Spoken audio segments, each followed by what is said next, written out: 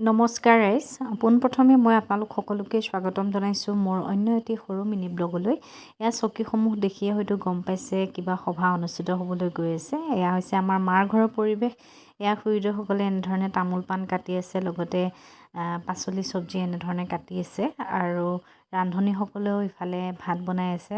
মা তেওঁ খবৰ ল'বলৈ আহিছে খুৰীদেউহঁতক কি কৰি আছে, আৰু এয়া মাছ ভাজি আছে, দাইল বনাই আছে, চব্জি বনাই আছে। এনেধৰণে সকলোবিলাক ৰান্ধনীয়ে নিজৰ নিজৰ কামসমূহ কৰি আছে আজি দিনটোৰ আপ্যায়নৰ কাৰণে।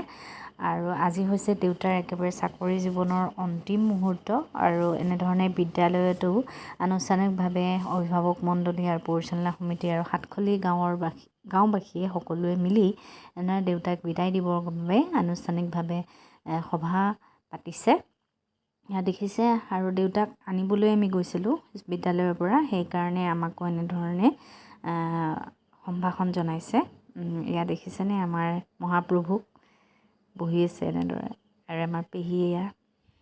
তাৰপিছত আচলতে আজি কিবা এটা ভালো লগা দিন আৰু কিবা এটা দুখো লগা দিন, কিবা মনটোও ভাল লাগি বেয়াও লাগিছে ভালো লাগিছে, কিবা দুয়োটাৰ মাজতে আছে। কি ক'ম আপোনালোকক, এটা চাকৰি জীৱনৰ পৰিসমাপ্তি বুলি ক'লে চাকৰি প্ৰাৰ্থীজনৰ উপৰিও পৰিয়ালৰ মানুহৰো খুব এটা দুখ লাগে। এই আমাৰ খুৰা দেউতাৰ ভাইটি, এয়া দীপু খুৰা, এনেধৰণে তেওঁকো এখন সম্ভাষণ জনাইছে গামোচাৰে। তাৰপিছত আমি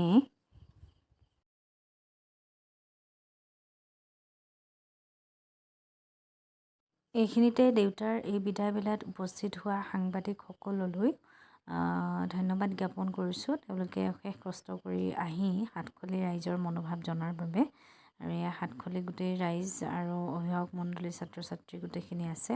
আৰু আমি এনেদৰে ঘৰত এই গোটেই সাতখলীবাসীৰ যি বিদ্যালয়ৰ ছাত্ৰ ছাত্ৰী তেওঁলোক আহি আমাৰ ঘৰত উপস্থিত হৈছে, আৰু আমি দেউতাই যিহেতু তাৰ পৰা খোজকাঢ়ি আহিছে অন্য ছাত্ৰ ছাত্ৰীসকলৰ সৈতে, এই কণমানি ছাত্ৰ ছাত্ৰীসকলক আমিয়ে আচলতে লৈ আহিছোঁ, কাৰণ ইমান ৰ'দত তেওঁলোকে খোজকাঢ়ি আহিব নোৱাৰে কাৰণে। আৰু দেউতাৰ লগত কিছু সাতখলী ৰাইজ এনেধৰণে খোজকাঢ়ি আহিছে, 4 কিলোমিটাৰ এনেধৰণে খোজকাঢ়ি আহিছে ঘৰলৈকে। আৰু আমি এনেধৰণে ঘৰত সম্ভাষণ জনাবলৈ দেউতাক ৰখি আছোঁ।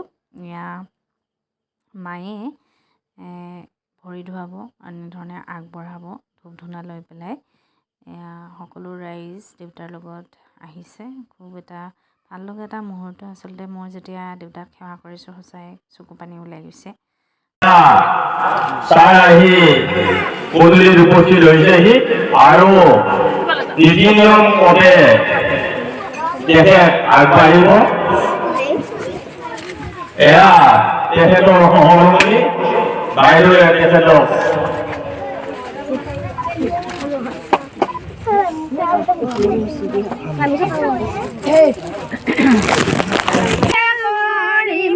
এয়া শ্ৰীচৰণ হৈ সহধমনীয়ে ফুলাম গামোচাৰে নিজৰ বাসগৃহলৈ আদৰণি জনাবলৈ ওলাইছে।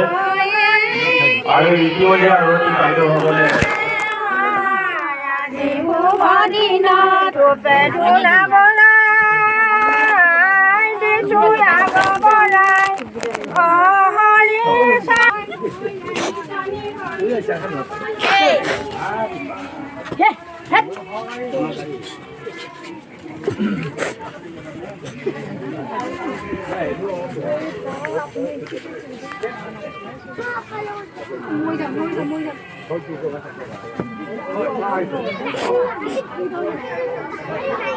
আজি হৈছে 2025 চনৰ এপ্ৰিলৰ 8 তাৰিখ মঙলবাৰ, আৰু আজিৰ দেউতাৰ এই বিদায় বেলাৰ মুহূৰ্তটি সৰুকৈ হ'লেও মোৰ মোবাইলতে সাঁচি ৰাখিবলৈ চেষ্টা কৰিছোঁ। আৰু আপোনালোকে যদি মোৰ এই ভিডিঅ'সমূহ চাই ভাল পায় তেতিয়াহ'লে লাইক কৰিব, কমেণ্ট কৰিব, আৰু একেবাৰে ছাবস্ক্ৰাইব কৰিবলৈ নেপাহৰিব।